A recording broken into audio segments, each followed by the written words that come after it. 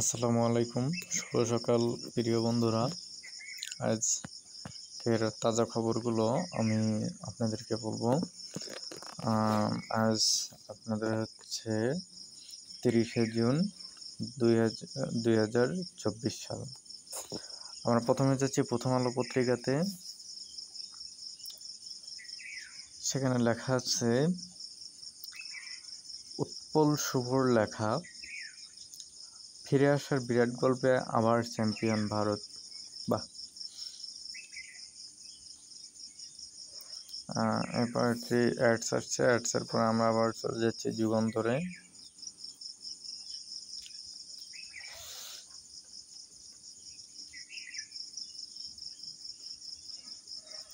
আজকে যুগান্তরের প্রথম শিরোনাম হচ্ছে বিশ্বকাপ জয়ের পর যাদের প্রশংসা করলেন রোহিত।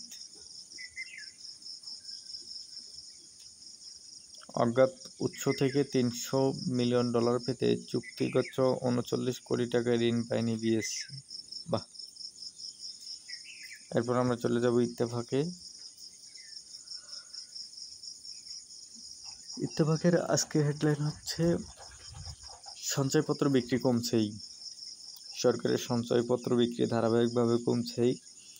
আবার ট্রেজারি বিল ও বন্ডে এখন অনেক বেশি সুদ মিলছে।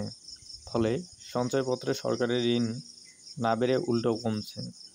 বাংলাদেশ ব্যাংকের তথ্য অনুযায়ী চলতি বছরের অর্থকরণে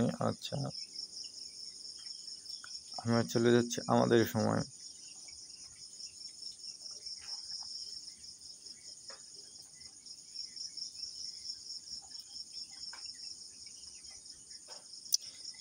বিশ্বকাপ জিতে অবসরের ঘোষণা দিলেন কোহলি।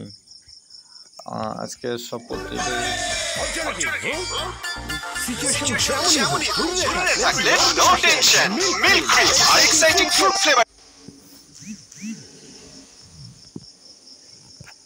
বাংলাদেশ প্রতিদিন।